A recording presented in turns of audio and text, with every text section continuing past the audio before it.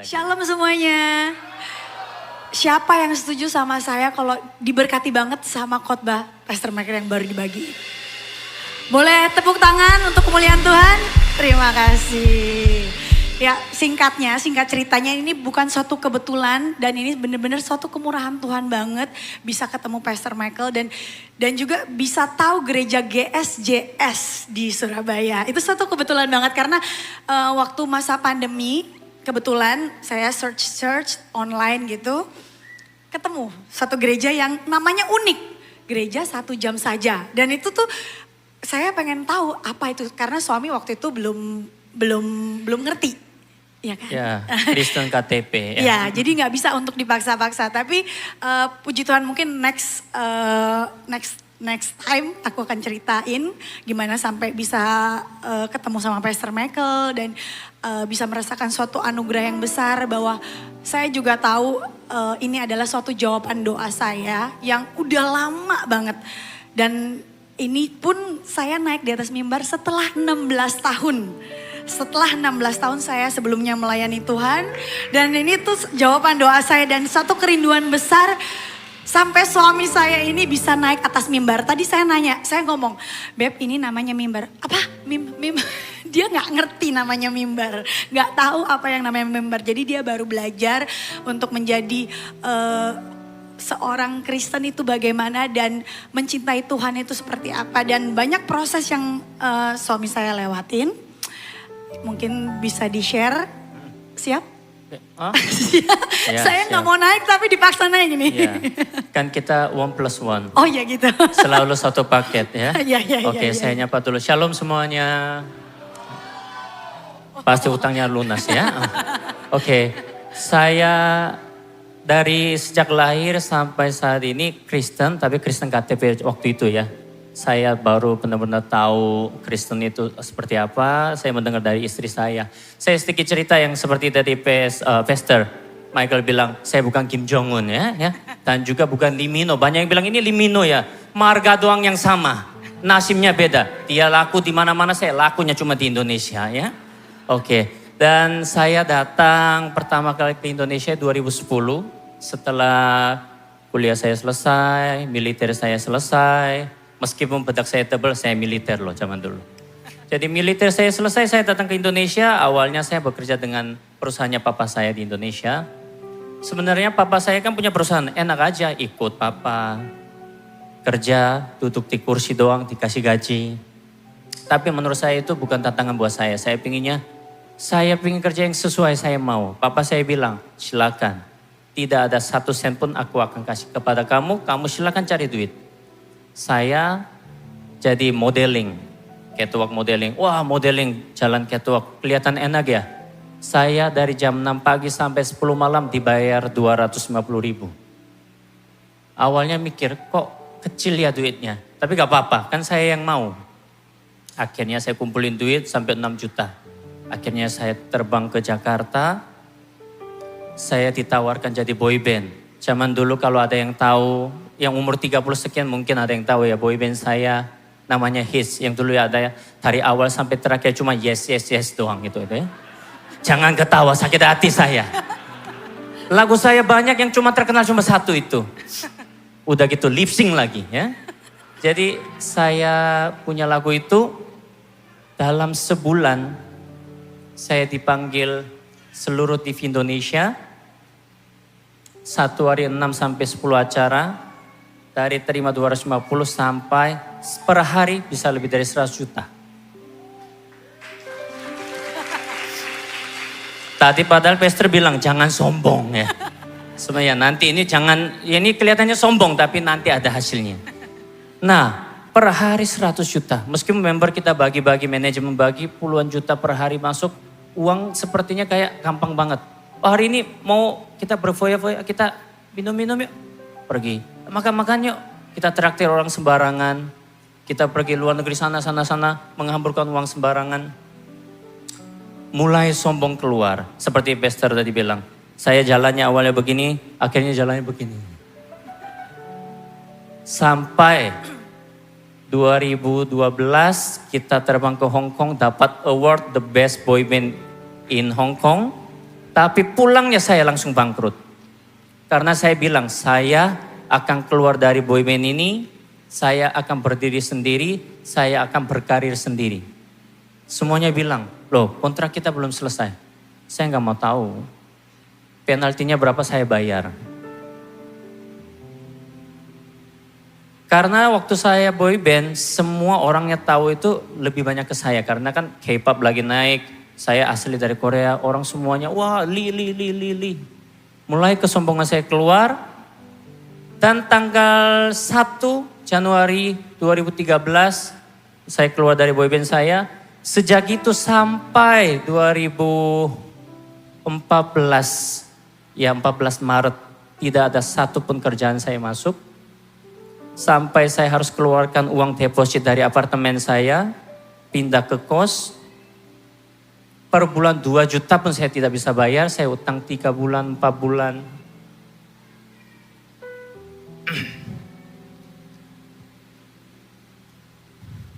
Saat itu semua teman-teman yang lagi happy-happy sama saya mulai hilang. Karena saya nggak punya duit, saya nggak bisa traktir mereka. Hanya satu orang yang menemani saya dari dulu sampai sekarang, yaitu istri saya. Dan dia mulai kasih tahu, Beb, coba deh kita kalau gereja gimana? Saya bilang, gereja bisa kasih apa? Sombong, masih sombong, udah bangkrut sombong lagi. Gereja bisa kasih apa? Ya tapi saya ikutin gereja. Oh iya. Terus dia kasih tahu pelan-pelan. Beb, coba perpuluhan. Perpuluhan? Udah uang gak ada, perpuluhan gimana? Kalau perpuluhan terus nanti pendetanya dipakai uang sembarangan gimana? Loh itu bukan urusan Beb. Oh saya marah. Kamu gak usah tahu, kayak seperti Bester tadi bilang. Jangan marah-marahin istri. Bapak-bapak di sini jangan marahin istri. Ya, kayak saya, rekening saya semua pindahkan ke dia. Jadi saya macam-macam, oh saya dideportasi kan ya kan. Ya gitulah. Terus akhirnya saya mulai tahu Kristen dan saya mulai belajar baptis lah. Melakukan pembaptisan ya. Tapi masih aja sombong itu masih ada. Saya nggak mau belajar Kristen, berdoa nggak mau. Masih asal gereja. Dari situ saya mulai dikasih tahu lagi. Dia kasih tahunya pelan-pelan. Setiap hari cuma 1-2 kata, Beb kayak gini gimana? Kamu diem. Aku lagi emosi. Terus besoknya, Beb coba kita doa yuk. Doa bisa kasih apa? Dia diam lagi. Dia kasih tahu saya 1 tahun. Mulai setahun kemudian, tahun 2014, mulai ada offer, mulai masuk. Tapi saya bilang, oke, kalau sampai ada kerjaan masuk, saya akan persembahan kasih semuanya, mau berapapun. Ternyata ada pekerjaan masuk, foto dulu, foto kayak modeling, jas. Dibayar 8 juta. Zaman dulu dibayar ratusan. Dibayar 8 juta, saya puji Tuhan, saya melakukan itu kan. Udah foto, saya persembahan kasih. Tiba-tiba saya dikontrak setahun setiap bulan ada offer. Offernya meskipun kecil tetap masih bisa bayar kos. Akhirnya mulai rezeki datang, berkah datang. Saya udah mulai bisa tinggal di kos tanpa utang. Terus ada namanya casting, kalau ada yang tahu kelas internasional. Pakai menyanyi kayak gitu itu ya. Ya kelas itu tentang sitcom itu. Dia bilang, ayo Beb kita casting yuk. Aku zaman dulu boy band selalu peran utama. Masih ada sombong, kurang ajarkan saya ya. Masa aku harus ikut casting? Beb, siapa tahu ini kesempatan kita. Akhirnya saya ikut casting, dibujuk sama istri saya sebulan. Akhirnya saya ikut casting, akhirnya saya keterima dan menjadi pemain tetap di sana. Saya main di sana hampir 2,5 tahun. Dan yang selalu saya janjikan kepada, nanti suatu hari aku punya, aku kasih kamu ini ya. Suatu hari aku punya, kita beli mobil, ini impian kita. Pada tahun 2016 kita bisa melakukan, membeli mobil pertama impian kita karena berkat dari Tuhan itu. Saat berkat datang, saya ucapkan terima kasih sama Tuhan. Wah terima kasih Tuhan, perpuluhan. Wah. Mulai 2017 saya jadi host di Inbox, Ibu Laga, main kelas internasional, sinetron lagi, High School of Story. Wah uangnya sekarang udah lebih banyak lagi. Kita bisa beli jam, oh sepatu saya belikan dia, heels yang dia mau yang sebelum mahal waktu itu ya. Gak apa-apa, suami belikan istri ya, gak apa-apa. Oke, tapi saya mulai lupa sama gereja. Tidak datang ke gereja secara rutin, tidak pernah perpuluhan, padahal dikasih berkah sama Tuhan. Tapi saya mulai hitung-hitungan, aduh kalau kita dibayar 10 juta per bulan 1 juta. 100 juta, 10 juta. Kalau 1 M, 100 juta, mikir toyo. Loh, nggak boleh mikir, mukanya jangan begitu. Kalau saya sempat zaman dulu. Jangan ketawa. Ya itulah, mulai. Tahun 2018 lancar. 2019 lancar. 2020 Corona datang. Artis enak ya, di TV, hala hei bapak ibu, dibayar berapa juta, berapa belas juta. Tapi demi hafal skrip itu saya semalam membaca juga. Gak dibayar duit segampang itu. Tapi saya merasa sombong lagi, kerjaan saya semuanya di cancel padahal udah dikontrak. Udah gitu 2020 ya mulai kerjaan gak ada karena outdoor gak boleh syuting. Mulai uangnya kesusahan lagi, mulai harus jual mobil. Ada yang jam kesayangan saya juga harus jual. Ya masa saya gak boleh, gak mungkin saya gak kasih makan istri sama anak saya kan. Saya punya 4 anak wanita yang luar biasa. Jangan sampai anak saya gak makan. Dan 2021 saya masih belum rutin gereja. Saya gak pernah doa sama Tuhan. Saya cuma bilang gini, Tuhan tolong kasih duit dong. Saya butuh uang. Tapi kan Tuhan kan perlu tahu ya, saya butuh uang buat apa. Takutnya kan saya macam-macam sama cewek lain kan gak boleh kan. Tuhan makanya gak kasih kan. Tapi saya gak ada niat seperti itu. 2021 kita kena COVID. Padahal ada kontrak 1,7 M. Dalam seminggu semua kontrak itu batal. Saya harus jual mobil 1 lagi. Saya mikir, kok berkahnya dulu sempat nggak ada, berlimpah, jatuh lagi. Ternyata itu masih sombong. Saya bilang, saya ini mampu. Saya datang dari Korea dengan tanpa bantuan orang tua, tanpa bantuan orang lain, saya bisa jadi artis loh. Saya masih sombong, belum minta Tuhan. Dan belum percaya kepada Tuhan sesungguhnya gitu. Terus akhirnya kita sembuh. Nanti masalah COVID itu nanti kalau saya diundang lagi ya, saya cerita lagi ya Bester ya. Biar diundang lagi saya. Akhirnya dia bilang, Beb mau gereja online enggak? Enggak, aku ngantuk. Seminggu 1 kali aja males Pol ya.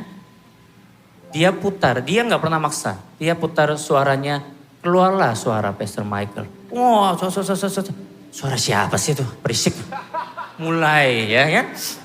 Tapi dia putar setiap hari.